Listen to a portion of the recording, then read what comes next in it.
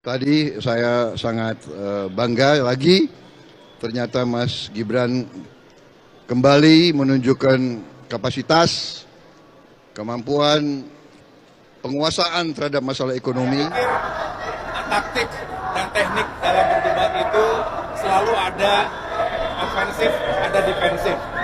Tapi yang saya nilai tadi Mas Gibran menyampaikan pandangan-pandangannya, substansinya jelas, bisa dibangun narasi yang juga realistis, positif tapi juga realistis. Saya pikir debat malam ini cukup menarik ya, membahas masalah yang nyata dihadapi oleh bangsa dan negara dan semua kandidat wakil presiden sudah mengemukakan pokok-pokok pikiran dan programnya, kemudian juga dalam tanya jawab masing-masing satu pertanyaan yang cukup cerdas dan masing-masing juga sudah menjawab walaupun kadang-kadang jawabannya ada yang Mbak Erina, gimana rasanya pertama kali nonton debat langsung, nonton Mas Gibran? Ya, dingin. Kenapa dingin? Kan udah makin bagus banget tadi jawaban-jawabannya. Bukan venue-nya yang dingin. Anak sekecil itu berkelahi dengan Mahfud. Keliru. Yang dulu-dulu Pak Prabowo dibully, diajar 2 orang. Tidak ada yang ngomong etika. Saya sangat terkesan dengan penampilan dari Mas Gibran ya, walaupun masih muda, namun sudah bisa membahas, menyampaikan berbagai pandangannya secara terstruktur ya, secara tertata dengan baik. Sudahlah Mas, kalau kita itu cerita etika, pasti ada relativitas. Saya lebih melihat objektivitas dari substansi yang disampaikan Mas Gibran sangat kualitatif. Sekali lagi, Mas Gibran ini adalah bintangnya. Pilpres kali ini Mas Gibran bintangnya. Bang, soal elektabilitas tadi Bang, bakal naik berapa persen nih Bang setelah ini? Saya kira ya, kalau menurut pengalaman sih, kalau survei sudah mendekati 50 sebulan menjelang Pilpres ini sebenarnya sudah final.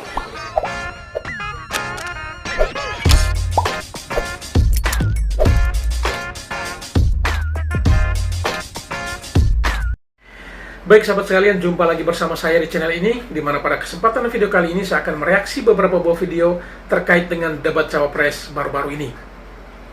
Saya yakin bahwa kita sekalian telah menyaksikan atau menonton debat Cawapres tersebut, baik melalui televisi maupun di berbagai media sosial, entah itu live streaming, di TikTok, di YouTube, di Facebook, dan juga berbagai platform media sosial lainnya. Dan masing-masing tim sukses tentu akan menjagokan ya cawapresnya masing-masing. Ada yang saling klaim bahwa cawapresnya tampil lebih hebat dan lebih dominan, bahkan ada yang mengatakan bahwa cawapresnya atau cawapresnya tampil luar biasa dan memenangkan debat tersebut. Namun ada hal-hal unik yang terjadi pada saat debat, yakni ada saling uji atau juga saling pertontonkan gimmick yang mereka berikan, dan bahkan saling menyerang dengan berbagai tindakan, entah itu dengan sikap, dengan gestur, maupun juga dengan pernyataan-pernyataan yang dilontarkan. Dan oleh karena itu, tentu masing-masing kubu akan memberikan komentar positif terhadap cawapresnya. Namun, dari debat cawapres ini, ada satu hal yang mungkin sedikit berbeda, adalah bagaimana seorang Gibran yang sangat disangsikan, yang sangat diragukan kemampuannya untuk berdebat dengan 2 tokoh politik kawakan tersebut. Namun seperti kita saksikan di debat pertama, ia tampil elegan.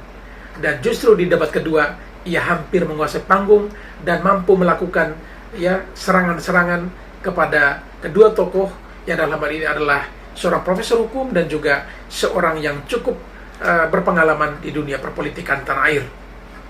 Dan oleh karena itu, tentu pasca debat, masing-masing tim sukses akan memberikan komentar kepada atau komentar terhadap penampilan dari jagoannya itu. Oleh karena itu, pada kesempatan video kali ini, saya akan mereaksi beberapa buah video, yaitu pernyataan dari tim pemenangan Prabowo Gibran, di mana mereka memberikan testimoni atau memberikan pernyataan atas penampilan cawapres mereka. Dan dalam video pertama kita akan dengarkan apa komentar dari Prabowo Subianto selaku capres dari paslon 02, dan juga diikuti dengan para ketum partai koalisi dan juga tim pemenangan. Namun sebelum kita masuk ke videonya, sebelumnya kepada para sahabatku sekalian yang mungkin belum sempat memberikan dukungan terhadap channel ini, mohon dukungannya dengan menekan tombol subscribe dan bunyikan tanda loncengnya, agar setiap video-video baru kami yang kami upload pada channel ini, saudara sekalian bisa mengikutinya dari waktu ke waktu. Baik, selanjutnya kita saksikan video pertama, bagaimana respon atau tanggapan dari seorang Prabowo Subianto yang selaku capres dari paslon 02 memberikan pernyataan terkait penampilan cawapresnya pada debat keempat tersebut. Mari kita saksikan videonya. Tadi saya sangat bangga lagi, ternyata Mas Gibran kembali menunjukkan kapasitas, kemampuan, penguasaan terhadap masalah ekonomi.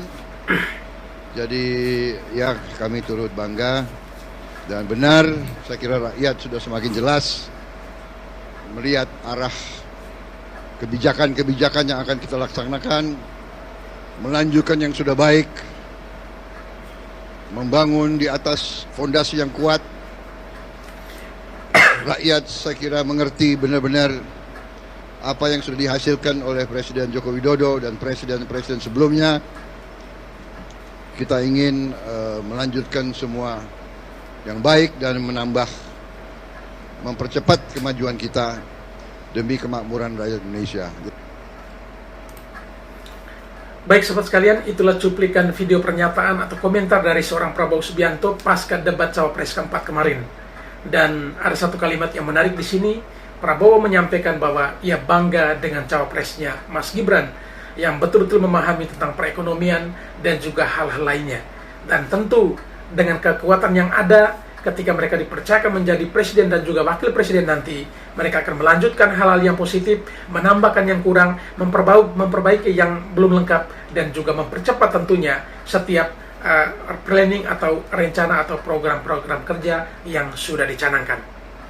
Baik, selanjutnya mari kita dengarkan apa pernyataan dari Ketum Partai Demokrat Mas AHY terkait dengan debat Cawapres kemarin yang sudah ditampilkan secara luar biasa oleh Mas Gibran. Mari kita dengarkan komentar dari Mas AHY. Keren, Gibran berhasil suguhkan teknik debat dan substansi debat dengan baik, guys. Saya pikir taktik dan teknik dalam berdebat itu selalu ada ofensif, ada defensif. Tapi yang saya nilai tadi Mas Gibran menyampaikan pandangan-pandangannya, substansinya jelas, bisa dibangun narasi yang juga realistis, positif tapi juga realistis, dan menyisakan juga perdebatan yang seru. Artinya memang kita berharap dalam debat ini bisa memberikan gambaran utuh, walaupun tidak bisa mengelaborasi secara sangat detail karena waktunya tidak memungkinkan, tetapi paling tidak dalam 2 menit, dalam 1 menit ada beberapa kata kunci yang dikeluarkan atau yang disampaikan yang bisa memberikan gambaran utuh bahwa jika Prabowo Gibran dan Koalisi Indonesia Maju bisa sukses dan menang dalam pemilu ini, maka kebijakan pembangunan ke depan akan semakin memperkuat keadilan antar daerah, antara pusat dengan daerah, tidak hanya Jawa sentris, tetapi juga ke seluruh wilayah Indonesia lainnya, dan tetap mempertahankan semangat menjaga kelestarian lingkungan hidup. Dan ini yang kita butuhkan, termasuk bagaimana kita berpikir futuristik. Jangan sampai kita ketinggalan. Bangsa Indonesia bangsa besar, punya sumber daya alam, tetapi juga jangan ketinggalan dalam hal transisi energi yang terbarukan. Ini menjadi komitmen besar dan juga membutuhkan kerjasama sinergis seluruh anak bangsa. Baik sahabat sekalian, itulah pernyataan dari Mas AHY bahwa Mas Gibran tampil luar biasa dengan teknik debat yang luar biasa, lalu berbicara dengan segala sesuatu itu yang sifatnya substantif dan juga narasi yang dibangun itu yang positif dan realistis. Artinya bahwa apa yang disampaikan oleh Mas Gibran tidak muluk-muluk, tetapi semuanya bisa dipertanggungjawabkan. Luar biasa tentunya ya.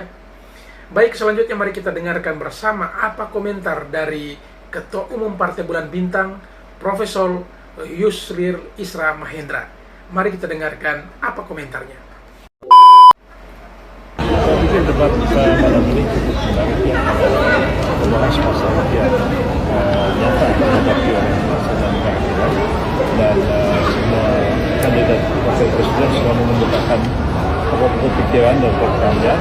Kemudian juga dalam tanya jawab masing-masing salah satu pertanyaan yang cukup cerdas, dan masing-masing juga sudah menjawab, walaupun kadang-kadang jawabannya ada yang tidak pas dengan apa yang ditanyakan. Tapi saya pikir memang tidak semua orang itu tidak akan paham semua persoalan, pasti seperti itu ya. Tapi satu hal yang saya amati malam ini, penampilan Pak Gibran agak di luar dugaan ya. Banyak orang yang semula itu underestimate terhadap beliau ini, kemampuannya, pemahamannya atau persoalan-persoalan yang dihadapi bangsa dan negara, tapi ketika tampil malam ini tanpa catatan, tanpa apa, secara cukup bebas dan cukup paham apa yang menjadi persoalan yang menjadi tema debat pada malam hari ini. Berarti Mas Gibran dianggap unggul? Unggulnya biar orang lain yang menilai, tapi saya menilai bahwa sebenarnya dia cukup paham persoalan yang dihadapi oleh kita terkait dengan masalah pembangunan berkelanjutan, masalah lingkungan hidup, tentang masalah masyarakat adat, masalah pembangunan pedesaan dan lain-lain, juga masalah konflik agraria. Dan kita paham bahwa masalahnya cukup rumit ya, yang semestinya memang semua pasangan calon berbicara tentang bagaimana ke depan. Banyak pertanyaan-pertanyaan ditujukan kepada Pak Gibran, justru apa yang dilakukan oleh Pak Jokowi. Beliau kan bukan Jokowi. Baik sahabat sekalian, itulah pernyataan dari Prof. Yusril Issa Mahendra, Ketua Umum Partai Bulan Bintang yang juga adalah salah satu partai koalisi dari Paslon 02 Prabowo Gibran. Dan ada satu kalimat menarik yang ia sampaikan di sini adalah penampilan Mas Gibran itu di luar dugaan, mematahkan underestimate yang banyak orang sering katakan dengan bahwa Mas Gibran itu adalah belimbing sayur, asam sulfat, anak ingusan, anak haram konstitusi, dan bahkan seorang budayawan Mas Butet mengatakan apa? Bahwa ya kita akan saksikan seorang anak yang berusia 35 tahun harus berdebat dengan seorang profesor, dan mereka membayangkan bahwa Mas Gibran akan mudah dipatahkan. Namun sangat disayangkan dugaan itu sangat keliru, dan itu pun hal yang sama disampaikan atau diungkapkan oleh Prof. Yusril. Dan bahkan ketika ditanya oleh awak media apakah Mas Gibran unggul saat itu, Prof. Yusril hanya mengatakan apa? Biarkanlah publik yang menilai. Tetapi menurutnya bahwa Mas Gibran betul-betul paham tentang materi debat yang dipersiapkan dan yang disampaikan. Baik, selanjutnya mari kita dengarkan apa komentar ya dari Ketua Umum Partai PSI yang juga adalah adik kandung dari Mas Gibran. Mari kita dengarkan bersama komentar dari Mas Kaisang berikut ini. Kaisang, Mbak Erina, gimana rasanya pertama kali nonton debat langsung, nonton Mas Gibran? Ya, dingin. Kenapa dingin? Kan udah makin bagus banget tadi jawaban-jawabannya. Bukan, venue-nya yang dingin. Makanya ada jaket ya, Mas? Iya, untung ada jaket yang menghangatkan. Boleh kasih lihat nggak, Mas? Jaketnya belakangnya brandnya kayak apa sih? Coba lihat tuh. Nah, sampul. Oke, Mas. Mudah-mudahan terus-terusan bagus. Karena keren banget dari tadi ya penampilan dari Mas Gibran ya, Mas Kaisang, Mbak Erina ya. Yeay. Baik sahabat sekalian, memang satu pernyataan singkat padat ya yang disampaikan oleh Mas Kaisang ketika ditanya apa komentarnya terkait dengan penampilan Mas Gibran pada debat capres tersebut. Justru Kaisang hanya mengatakan dingin, dan justru dingin yang disampaikan adalah venue-nya. Tetapi sesungguhnya ini adalah sebuah bentuk kalimat yang ya sifatnya juga boleh dikatakan seperti majas ya. Memang dikatakan dingin, tetapi ini sesungguhnya mau menunjukkan kepada publik bahwa ya tempatnya dingin, suasananya dingin. Oleh karena itu mereka harus mengenakan jaket yang pas untuk menghangatkan. Dan ternyata dalam jaket tersebut atau di balik jaket tersebut bertuliskan Samsul. Samsul adalah asam sulfat yang sering dilontarkan atau disematkan kepada diri Gibran, yang diremehkan tetapi justru tampil luar biasa. Dan pesan itulah yang Mas Kaisang mau berikan kepada, mau menyatakan kepada publik, tetapi tidak secara langsung. Ia hanya mengatakan dingin lalu menunjukkan tulisan Samsul di jaket tersebut. Ini menunjukkan kepada publik bahwa Mas Gibran yang terkesan dingin, yang dianggap tidak mampu, underestimate banyak orang bahwa dia tidak akan mampu dan bahkan mudah sekali untuk dipatahkan oleh dua tokoh lainnya, yaitu dua cawapres lainnya. Tetapi nyatanya Mas Gibran mampu memberikan perlawanan yang hangat tentunya, sekalipun venue-nya dingin ya, kurang lebih seperti itu. Baik, selanjutnya mari kita dengarkan apa komentar dari Gus Miftah yang juga adalah salah satu anggota dari TKN Prabowo Gibran. Dan oleh karena itu mari kita dengarkan apa komentar dari seorang dai yang cukup terkenal ini. Anak sekecil itu berkelahi dengan Mahfud. Keliru. Yang dulu-dulu Pak Prabowo dibully, diajar 2 orang. Tidak ada yang ngomong etika. Sekarang yang tua baper sama anak kecil. Cie. Yang lain kelihatannya suhu, ternyata cupu. Mas Gibran kelihatannya cupu, ternyata suhu. Coba tadi sore saya ketemu Mas Gibran di Kendal. Gak apa-apa, Gus, saya dihina. Gak apa-apa.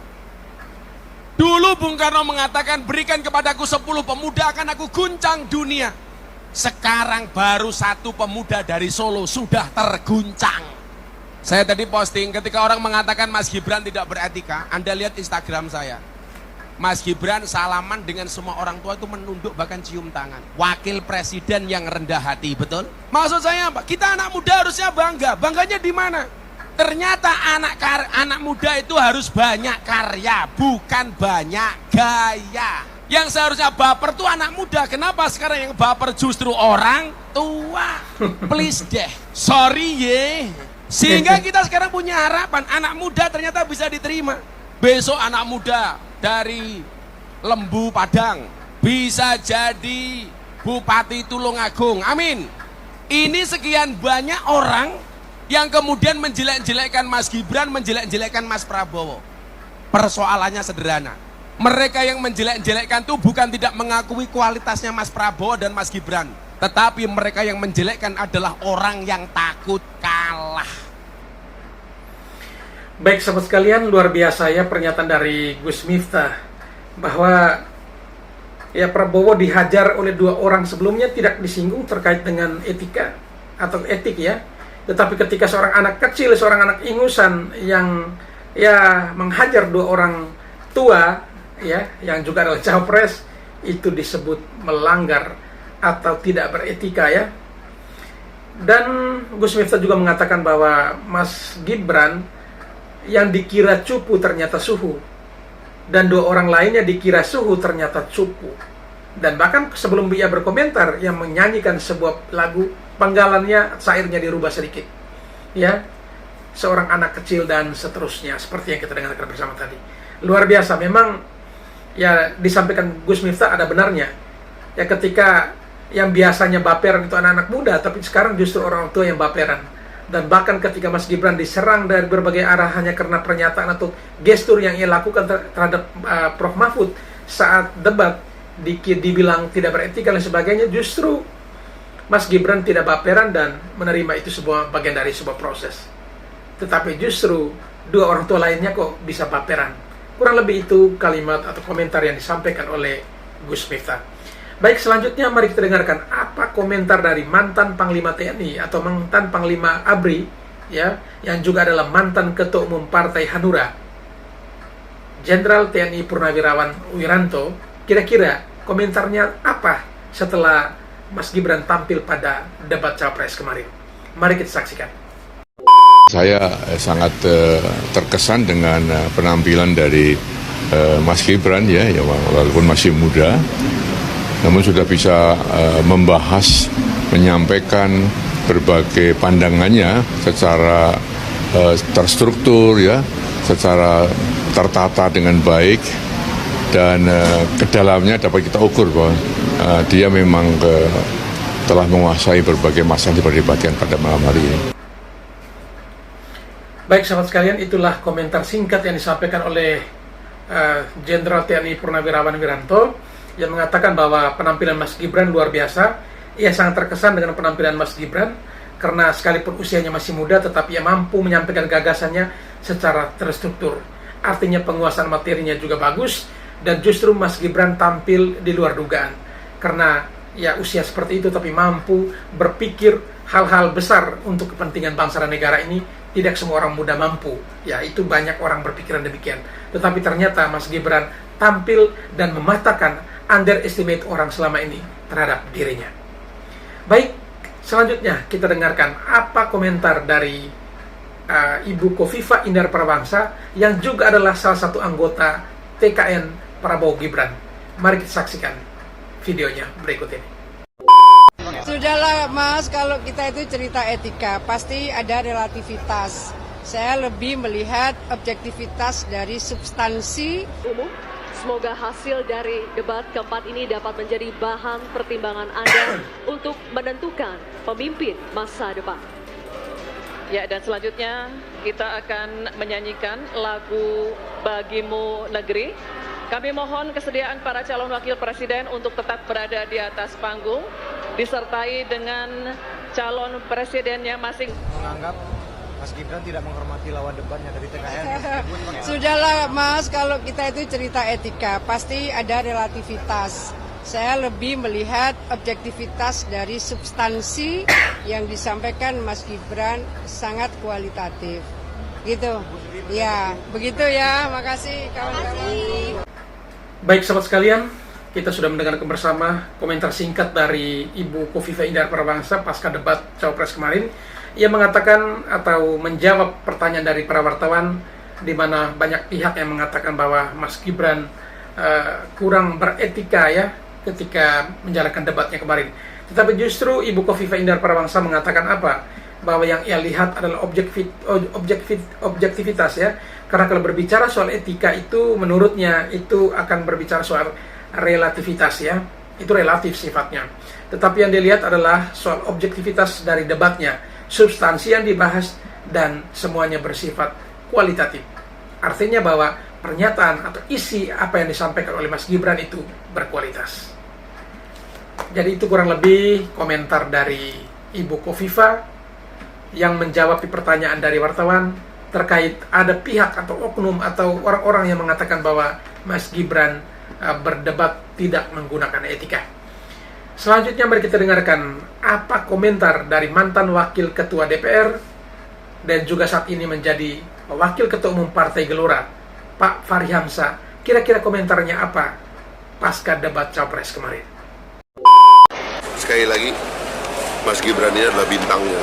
Pilpres kali ini Mas Gibran bintangnya. Bang, soal elektabilitas tadi Bang, bakal naik berapa persen nih Bang setelah ini? Saya kira ya, kalau menurut pengalaman sih, kalau survei sudah mendekati 50 sebulan menjelang Pilpres, ini sebenarnya sudah final. Saya kira kan saya mengulang berkali-kali, nomor 1 dengan nomor 3 itu salah konsep dari awal. Konsepnya orang marah, konsepnya orang kecewa. Ya, jadi itu nggak mungkin dikonseptualisasi sebagai alternatif kebijakan, sementara Pilpres itu kan tentang alternatif kebijakan. Bagaimana ngambil kebijakan dari orang marah sama orang kecewa? Kan tidak bisa, nggak ada alternatif kebijakan. Makanya bingung memposisikan diri. Masa ada dua calon saling tanya jawab untuk menyerang yang dua? Lu gimana? Itu kan artinya nggak punya konsep kan? Jadi dia Pak Mahfud sama Muhaimin adu debat ya kan, tapi enggak, itu untuk membahas yang ketiga, bukan untuk masalah mereka sendiri. Kan harusnya apa proposalnya Prof Mahfud tentang ini, apa proposalnya Muhaimin, ini enggak, dia ngomongin itu gimana itu Gibran sama Prabowo sama Jokowi. Bang, tadi jadi ini udah kacau dari awal konsep. Di dalam itu ada pembahasan yang menarik itu Bang, soal ada aparat penegak hukum, pejabat yang memberikan backup kepada tambang ilegal gitu Bang. Itu Pak Mahfud, itu salahnya Pak Mahfud semua. Oh gitu. Gimana? Ya dia Menko-nya. Kan dia nggak mengerjakan apa yang dia omongkan. Oh iya. Loh dia Menko-nya. Berarti itu ada di nggak bisa, Pak Mahfud nggak bisa ngeritik pemerintah di bidang Polkam, itu urusannya dia. Loh, enggak dong, kalau dia mau, kan saya bilang dari awal, kalau dia mau, saya keluar dari kabinet Pak Jokowi, karena kabinet ini brengsek. Saya mau menegakkan hukum, tapi saya dihambat oleh Presiden, ngomong gitu dong. Oh, lihat dong, kan kalau mau identitas kelamin jelas kan mesti begitu cara. Tapi selama ini enggak, dia masih nikmati itu juga di dalam. Nggak boleh. Ya, oke. Idealnya dia harusnya keluar ya Pak? Iya dong, dua-duanya. Siap. Baik sahabat sekalian, itulah komentar dari Pak Fahri Hamzah terkait dengan debat Cawapres kemarin. Menurutnya Mas Gibran itu bintangnya pada debat Cawapres tersebut. Dan yang ia rasa agak lucu adalah bagaimana Cawapres dari 01 maupun 03 bukannya berdebat tetapi lagi berbicara, ajak diskusi dengan tujuan untuk menyerang Cawapres lainnya. Dan justru dari Fahri Hamzah mengatakan bahwa ya konsep salah dari awal, yaitu antara paslon 01 maupun 03, yaitu konsepnya membuat orang marah, dan itu sudah salah, dan dari awal salah akan terbawa seperti ini. Dan menurutnya berdasarkan hasil survei sudah membuktikan sudah mendekati 50%, dan berdasarkan pengalaman 1 bulan sebelum pencoblosan kalau hasil seperti itu tidak akan berubah jauh, sehingga ya bukan tidak mungkin satu putaran itu bisa saja menjadi sebuah kenyataan. Baik, selanjutnya mari kita dengarkan komentar dari Grace Natali yang adalah saat ini sebagai ya Dewan Pertimbangan dari Partai PSI, yang sebelumnya adalah mantan, atau beliau ini ada saat sekarang adalah mantan Ketua Umum Partai PSI. Kira-kira apa komentarnya terkait debat Cawapres kemarin? Mari kita saksikan. Pasca debat Cawapres kemarin, kalau saya lihat nih di media sosial, para pendukung paslon 01 dan 03 sekarang sedang semangat-semangatnya memberikan label kepada Mas Gibran sebagai anak tengil, cringe, anak muda nggak tahu sopan santun. Ini mungkin karena mereka melihat kan Mas Gibran itu usianya 36 tahun, beda jauh sama Caimin yang 58 tahun, jadi 22 tahun. Kalau dibandingkan antara Gibran sama Pak Mahfud MD yang 66 tahun, bedanya 30 tahun. Jadi seolah-olah anak kecil nggak sopan sama yang lebih tua, padahal mereka di situ berkontestasi sebagai sesama cawapres, bukannya anak muda versus orang tua. Kalau kita bandingkan sama debat capres, Pak Anies dan juga Mas Ganjar usianya 54-55 tahun. Kalau dibandingkan ke umurnya Pak Prabowo yang 72 tahun, selisih umurnya ini juga 20 tahun. Jadi di matanya Pak Prabowo, Pak Anies dan Mas Ganjar ini juga bocil nih. Tapi kok ketika mereka membuli Pak Prabowo dengan memberikan nilai serendah-rendahnya sebagai Menteri Pertahanan, kemudian mengeluarkan informasi yang nggak benar terkait kepemilikan lahan, yang kita bisa katakan itu fitnah, hoax, lalu mereka revisi sendiri, kok nggak ada yang bilang mereka tengil, nggak ada yang bilang mereka anak muda yang nggak tahu sopan santun sama yang lebih tua. Kenapa ya? Baik sahabat sekalian, itulah komentar dari Grace Natali ya. Sis Grace mengatakan atau menyampaikan bahwa ya pendukung dari paslon 01 dan 03 pasca debat Capres kemarin pasti akan membranding Mas Gibran sebagai anak kecil, anak ingusan yang tengil ya, karena ia telah melakukan dengan ya debat dengan gestur yang tidak baik atau tidak santun menurut banyak orang. Tetapi justru Sis Grace memberikan gambaran terkait usia yang terpaut antara Gibran dan juga kedua paslon lainnya kurang lebih 20 tahun. Sama halnya juga dengan rentang usia antara Mas Anies, Mas Ganjar dengan Pak Prabowo ya, yang kurang lebih juga 20 tahun. Tetapi ketika Mas Anies dan juga Mas Ganjar menyerang Pak Prabowo, kenapa etika itu tidak dikeluarkan ya, istilah ya kurang beretika dan lain sebagainya. Tetapi kenapa giliran Mas Gibran kenapa kata atau kalimat melanggar atau ya debat tidak beretika itu harus muncul? Harusnya juga ya dilihat secara objektif. Berarti kalau memang apa yang dilakukan Mas Gibran itu salah, berarti memang capres Anies dan juga Ganjar sebelumnya juga melakukan sebuah kesalahan. Harusnya demikian. Karena di sini bukan debat itu bukan pembahasan atau pembicaraan antara orang tua dan orang muda, tetapi itu adalah debat capres cawapres. Sehingga apa yang disampaikan ya tentunya juga masing-masing punya gaya, masing-masing punya strategi sepertinya. Baik, selanjutnya mari kita dengarkan apa komentar dari salah satu dewan pakar ya, dewan pakar atau juru debat ya, yang mengurus untuk istilahnya juru debatnya paslon 02 ini ya, Pak Bambang Sujatmiko. Kira-kira apa komentarnya terkait dengan isi debat yang ditampilkan atau yang dibawakan oleh Mas Gibran kemarin. Mari kita saksikan videonya. Gimana pendapatnya nih Pak? Masa Mas Gibran dibilang pertanyaan-pertanyaan receh Pak? Receh dari mana? Dari Hongkong. Pertanyaan green fresh itu pertanyaan mahal. Ini kan bicara tentang inflasi, kenaikan harga barang-barang, yang diakibatkan oleh sebuah negara yang lagi melakukan transisi menuju ekonomi hijau. Itu memicu kenaikan banyak faktor biaya produksi dan mengakibatkan kenaikan harga barang-barang. Pasti nggak receh dong. Pertama, ini melibatkan uang yang sangat besar, lingkungan, isu lingkungan. Dan pertanyaan ini pertanyaan keren menurut saya. Karena istilah greenflation itu istilah baru dalam istilah ekonomi. Jadi kalau nggak ngerti jangan sebut receh, jawab aja. Lagian ini debat yang sangat mahal kok. Nggak benar itu, ya? Nggak benar pertanyaannya, itu pertanyaan mahal itu, ya? Siapa? Makasih ya Pak. Selamat istirahat Pak. Baik sahabat sekalian, itulah komentar dari Pak Bambang Sujatmiko terkait dengan Prof Mahfud, pernyataan Prof Mahfud yang mengatakan bahwa pertanyaan terkait dengan green inflation ya, atau inflasi hijau ya, itu menurut Pak Bambang Sujatmiko bahwa Prof Mahfud mengatakan itu pertanyaan receh, itu salah, itu pertanyaan mahal.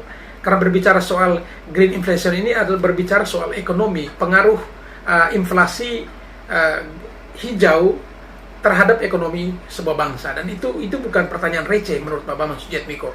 Jadi kalau Prof Mahfud tidak tahu ya cukup jawab tidak tahu saja daripada memberikan komentar yang salah atau keliru. Baik, selanjutnya mari kita dengarkan apa komentar dari Wakil Ketua TKN Prabowo Gibran, Bang Habibur Rahman ya, atau biasa dipanggil atau akrab disapa dengan Om Dewan. Kira-kira apa pernyataan Om Dewan terkait dengan debat Cawapres kemarin?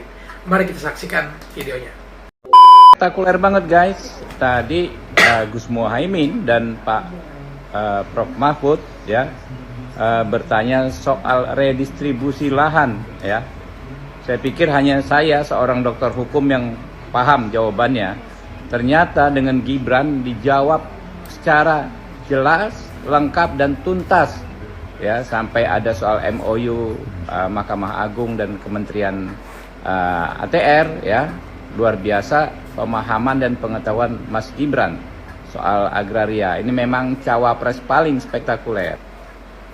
Baik sahabat sekalian, menurut Bang Habibur Rahman atau Om Dewan ini, bahwa pemahaman terkait agraria oleh Mas Gibran itu sangat luar biasa, dan ini cawapres yang spektakuler ya menurutnya.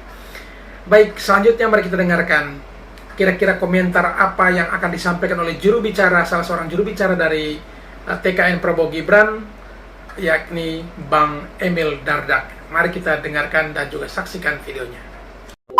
Kenapa green inflation penting? Yang paling penting itu kita memastikan bahwa semalam ini jelas paslon 1 dan 3 itu benar-benar mengkritik dan tidak ingin melanjutkan arah kebijakan dari Pak Jokowi. Itu jelas, semakin jelas, semakin terang benderang. Yang bagian? Ya banyak ada sekali, dari mulai reforma agraria dibilang salah arah, dari bilang pangan, dari bilang masalah energi hijau. Nah ini yang paling penting maksudnya, bahwa pada saat kita beradu negosiasi di tingkat global, itu benar-benar butuh kegigihan untuk mempertahankan posisi Indonesia. Misalnya kita tidak mau lagi ekspor barang mentah, habis kita dihajar melalui WTO tapi kita tetap firm, sehingga akhirnya kita bisa menjaga nilai tambah di dalam negeri. Nah, kenapa greenflation atau LFP ini bukan pertanyaan gimmick? Kenapa? Karena apa?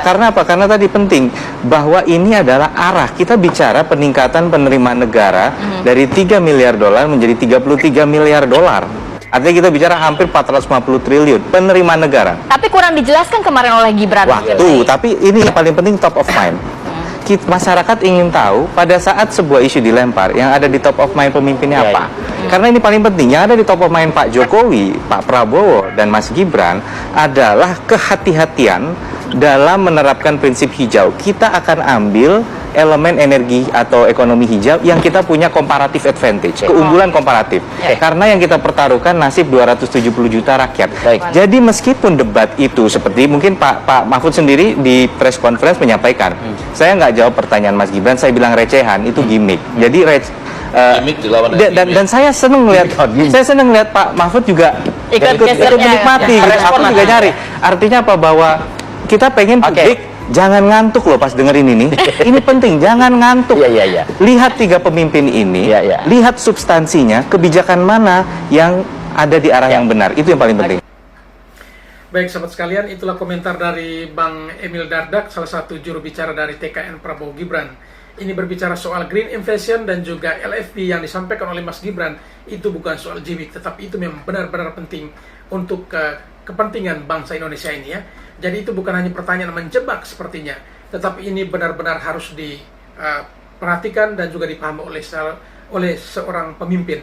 Dan menurut ini Bang Emil Dardak bahwa ya sekalipun waktunya singkat, tidak sempat tuntas dibahas atau disampaikan oleh Mas Gibran, harusnya menjadi seorang calon pemimpin itu namanya top of mind ya. Top of mind artinya bahwa itu setidaknya isu-isu penting apa yang sudah disampaikan, yang sudah sedikit familiar, itu seorang pemimpin harus bisa memiliki top of mind ya. Jadi bukan berarti itu kaget-kaget dan mulai berpikir, tetapi itu harus sudah ada dalam benak, yang sudah ada dalam otak, karena memang sebelumnya tema itu sudah disampaikan bahwa ada jadwal dan judul atau temanya apa saja, subtemanya seperti apa saja. Artinya bahwa itu harusnya sudah dipersiapkan, dan itulah calon pemimpin yang sesungguhnya harus seperti itu, bukan kaget-kaget dan menganggap remeh setiap topik yang disiapkan. Baik, selanjutnya mari kita dengarkan lagi apa komentar dari salah satu anggota TKN dari Prabowo Gibran berikut ini. Dan beliau juga sudah tidak asing lagi dan banyak hal beliau gambarkan. Dan beliau juga adalah seorang mantan duta besar Indonesia. Mari kita dengarkan apa komentarnya.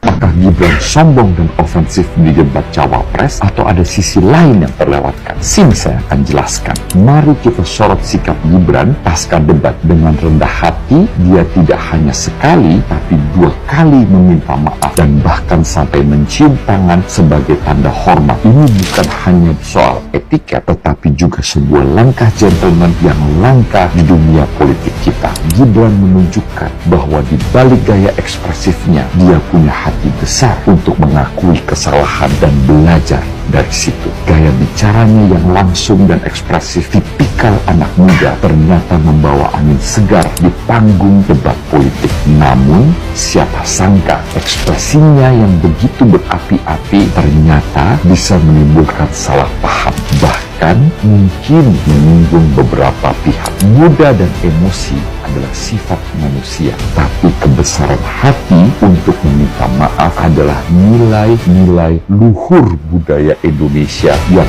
harus dimiliki oleh pemimpin bangsa.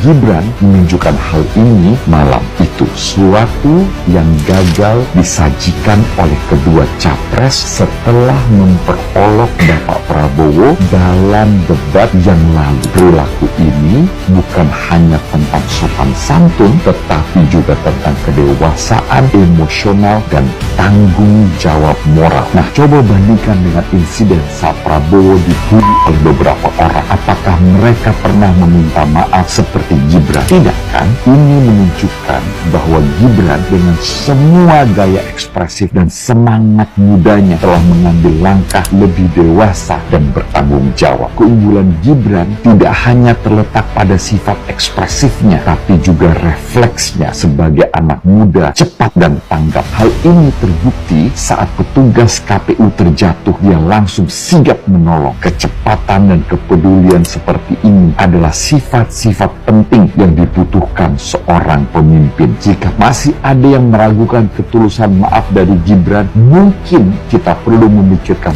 ulang. Mengakui kesalahan, meminta maaf di dunia politik yang seringkali keras tanpa ampun adalah sebuah tindakan yang harus dihargai. Gibran tidak hanya berdebat dengan kata-kata, tapi juga dengan tindakan yang menunjukkan ia adalah seorang yang bertanggung jawab dan punya integritas.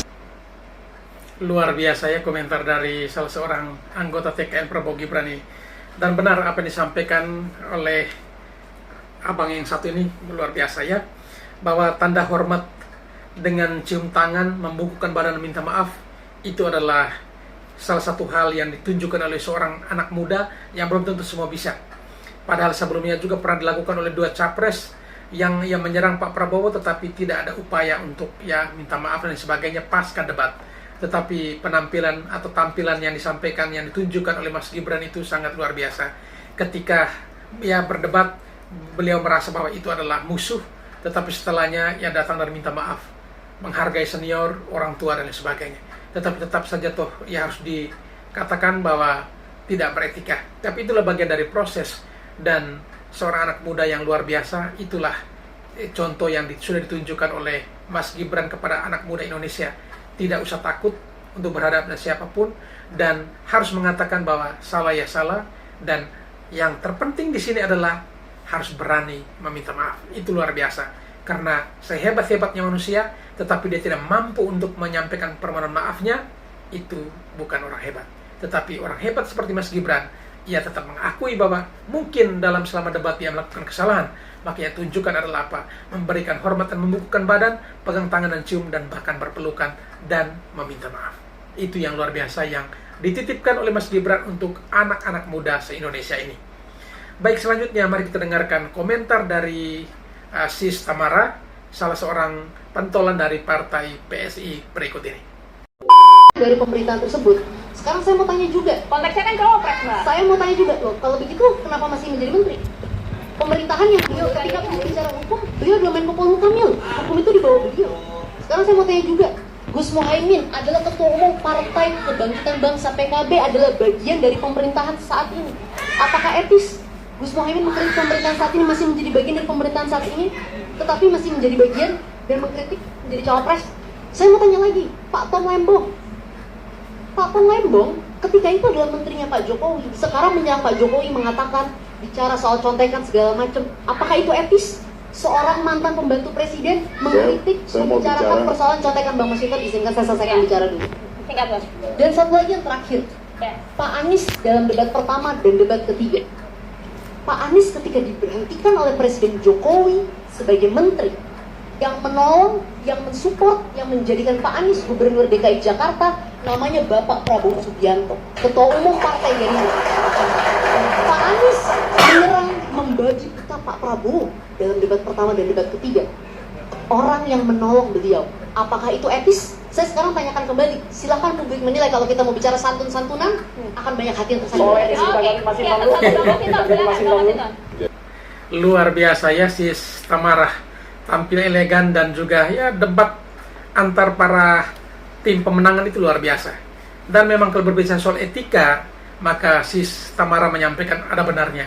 Kalau berbicara soal santun, soal etika, akan banyak hati yang tersakiti. Itu ada benarnya, karena memang sebelumnya sudah pernah ada capres lain yang melanggar itu. Baik, selanjutnya mari kita dengarkan apa komentar dari Bang Ade Armando, salah seorang pentolan PSI. Ya, kira-kira komentarnya apa terkait dengan debat capres kemarin. Mari kita saksikan videonya. Rasanya sulit untuk mengingkari kenyataan bahwa Gibran Rakabuming Raka adalah perwakilan kaum muda yang pintar, berintegritas, dan akan membawa perubahan bagi Indonesia. Apa yang dilakukannya pada debat Cawapres hari Minggu lalu membuktikan Indonesia akan menyaksikan kebangkitan kaum muda dengan cara berpikir baru yang sedemikian terbuka dan kritis. Dia dikeroyok dua senior, Caimin dan Pak Mahfud, dan dia bisa lolos dengan cara yang mengagumkan. Memang sebagian orang tidak bisa terima dengan keberanian dia membanting para senior yang dihadapinya. Lihatlah bagaimana dia mempersulit posisi Pak Mahfud. Gibran mengangkat sebuah istilah yang memang tak banyak dipahami orang, green inflation, yaitu inflasi, kenaikan harga-harga yang disebabkan semakin tingginya perhatian orang pada isu-isu lingkungan. Dan pertanyaan itu betul-betul membuat Pak Mahfud terbungkam karena saya duga dia tidak paham. Buruknya lagi Pak Mahfud kemudian menyatakan tak akan menjawab karena isu green inflation itu recehan. Di sisi lain, Gibran mempersulit Caimin dengan pertanyaan tentang lithium iron phosphate alias LFP. LFP itu juga bukan istilah yang dikenal masyarakat umum. Tapi LFP memang pernah dilontarkan Tom Lembong, salah seorang juru bicara Anies Muhaimin ketika mengkritik pilihan pemerintah untuk mengembangkan mobil listrik. Menurut Tom, dengan LFP kita tak perlu mengembangkan mobil dengan baterai dengan kandungan nikel. Seperti Pak Mahfud, Caimin terpaksa bungkam dan malah bicara soal etika. Apa yang dilakukan Gibran mungkin terkesan kurang ajar dengan tanda petik. Tapi isu green inflation dan LFP memang penting untuk menentukan pilihan-pilihan kebijakan Indonesia di masa depan di saat masyarakat dunia semakin peduli dengan isu lingkungan. Masing-masing tim nampaknya perlu menyiapkan lebih serius jagoannya untuk bisa memahami isu-isu mutakhir. Kalau tidak, anak muda seperti Gibran dengan mudah bisa mengenyahkan mereka. sepakat sekali apa disampaikan oleh Bang Ade Armando. Ya, jika orang-orang tua yang tidak mau belajar dan juga ya mencari tahu informasi-informasi terbaru, justru akan dienyahkan oleh kaum muda. Dan itu ada benarnya. Mungkin juga orang-orang tua berpikir ya remeh atau meremehkan anak-anak muda. Ternyata hal itu keliru. Dan memang yang disampaikan oleh Bang Ade Armando luar biasa, bahwa Indonesia akan menyaksikan kebangkitan kaum muda melalui Mas Gibran. Bahkan Mas Gibran yang dikatakan sebagai seorang anak kecil, anak ingusan, mampu membungkam seorang profesor dengan pertanyaan terkait dengan green inflation. Dan bahkan Prof. Mahfud mengatakan bahwa itu adalah isu receh ya, yang tidak perlu dijawab. Dan memang itu bukan sebuah kemungkinan, itu pasti beliau juga tidak paham untuk membahasnya. Sehingga ya dengan melakukan gimmick bahwa itu adalah pertanyaan receh dan tidak menjawab. Itu hanyalah bentuk pelarian dari ya sebuah pertanyaan yang mengejarnya, sehingga hanya itu yang ia sampaikan. Baik, selanjutnya mari kita dengarkan apa komentar dari Bang Nusron Wahid yang juga adalah Sekretaris TKN Prabowo Gibran berikut ini. Masih berkaitan sama yang tadi Gus bilang berkaitan dengan gestur-gestur gitu. Itu kan sama salah satu pendukungnya TPN Ganjar Mahfud itu kan semalam Mbak Yeni Wahid dia bilang kalau celingak-celinguk ke Pak Mahfud nyari-nyari jawaban itu nggak sopan gitu loh. Nah itu gimana Gus menanggapinya? Ya itu relatif lah, masalah sopan santun itu relatif. Ya itu yang namanya Mbak Yeni itu tim suksesnya Pak Mahfud ya pasti memandangnya itu jelek untuk kepentingannya Pak Mahfud, untuk kepentingan Mbak Yeni dikapitalisasi itu. Itu biasa disampaikan oleh Mbak Yeni seperti namanya juga tim kampanye ngomong seperti itu. Tapi bagi saya itu ya relatif kalau bicara masalah etika dan sopan santun itu. Tergantung sudut pandang. Kalau bagi anak muda kekinian sekarang yang orang Jawa begini itu gaya ya dalam bentuk gaya ngeledek biasa, gaya guyon biasa orang Jawa. Kalau dalam bahasa Kiki Saputra itu roasting biasa. Yang penting kan udah salaman, sudah cium tangan, dan tidak menyerang pribadi itu misal. Nggak menyerang pribadi, nggak sampai ngasih nilai 11 dari 10, gitu, atau dari 100, itu kan nggak, itu kan penilaian pribadi kalau itu. Ini kan nggak ada penilaian pribadi. Hanya mungkin ungkapan rasa ketidakpuasan atas jawaban yang disampaikan oleh Pak Mahfud, itu aja, itu rasanya itu aja. Karena pertanyaan kan tentang greenflation, jawabannya apa begitu. Itu Mas ya. Tapi kalau Mbak Yeni ngomong gitu, ya itu relatif. Silakan Mbak Yeni namanya juga tim sukses pasti membela apa ya. Sudut namanya juga tim sukses ya. Tim sukses kan gitu. Yang lain? Tidak ada. Oke, kalau tidak ada, terima kasih atas kehadirannya. Moga-moga sehat. Baik sahabat sekalian, itulah pernyataan dari Bang Nusron Wahid, Sekretaris TKN Prabowo Gibran, ketika ditanya oleh salah satu wartawan terkait dengan pernyataan dari Mbak Yeni Wahid bahwa apa yang ditunjukkan oleh Mas Gibran dengan celingukan dan lain sebagainya itu kurang beretika, ya. Lalu Bang Nusron mengatakan bahwa soal sopan santun itu relatif. Tetapi apa yang disampaikan Mbak Yeni itu wajar, karena Mbak Yeni itu adalah tim sukses dari Ganjar dan Mahfud, jadi pasti itu untuk kepentingannya. Tetapi yang mau ia sampaikan di sini adalah bahwa ya apa yang disampaikan atau ditunjukkan oleh Mas Gibran itu tidak bersifat untuk menyerang pribadi, karena itu terkait dengan materi debatnya, bukan seperti pemberian nilai 5 dan juga 11.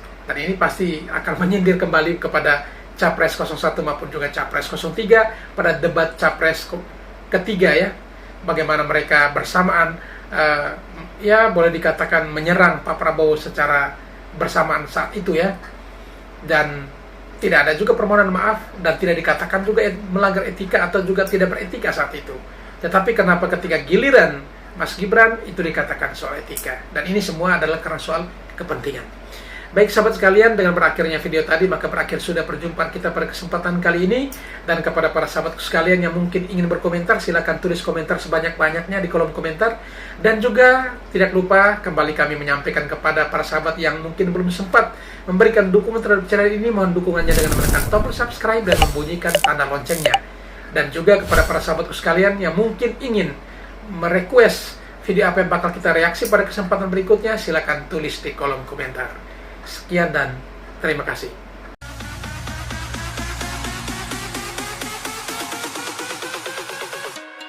There's nobody